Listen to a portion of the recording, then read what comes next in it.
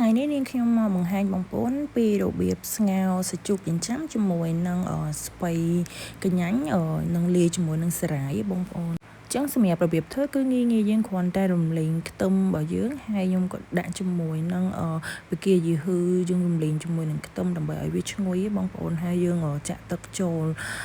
តាមបរិមាណនៃសម្លរបស់យើងអញ្ចឹងហើយយើងគ្របវាឲ្យពុះទៅនៅពេលដែលពុះមកគឺយើងធ្វើការបើកគម្របហើយខ្ញុំ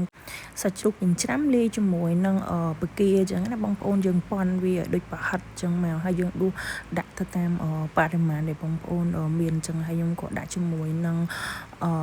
ម្សៅស៊ុបក៏ដូចជាស្ករសអញ្ចឹងណាបងប្អូនយើងដាក់ឲ្យហើយចឹងមកបន្តមកទៀតមើលតទឹកនឹងវារៀងពុះហើយយើងក៏បង់ជាមួយបន្លែរបស់យើងខ្ញុំដាក់ជាមួយនឹងស្ពៃកញ្ញាញ់មុនចឹងណាបងប្អូនដោយសារតែស្ពៃកញ្ញាញ់រៀងច្រើនដែរប៉ុន្តែយើងសកត់វាឲ្យសប់ចូលនៅក្នុងទឹកសម្លយើងទៅអញ្ចឹងវាអត់ហៀឆ្នាំងឯងបងប្អូនពុះបន្លែត្រូវទឹកក្តៅវាទ្រាំអញ្ចឹងណាបន្ទាប់ពីស្ពៃធំហើយយើងក៏ដាក់ជាមួយនឹងសារាយដែលយើងបានត្រាំទឹកឲ្យបងប្អូនហ្នឹងហើយអញ្ចឹងយើងកូរច្បល់វាឲ្យសប់ជាមួយសារាយហើយនៅស្ពៃហ្នឹងទៅដើម្បីឲ្យវាឆ្អិនល្អអញ្ចឹងណានៅពេលដែលវាទ្រាំអស់ហើយយើងក៏បន្ថែមជាមួយនឹងប្រហិតសាច់មាន់លីបន្លែហើយនឹងទៅហូបពងមាន់អញ្ចឹងណាបងប្អូនព្រោះស្ងោរយើង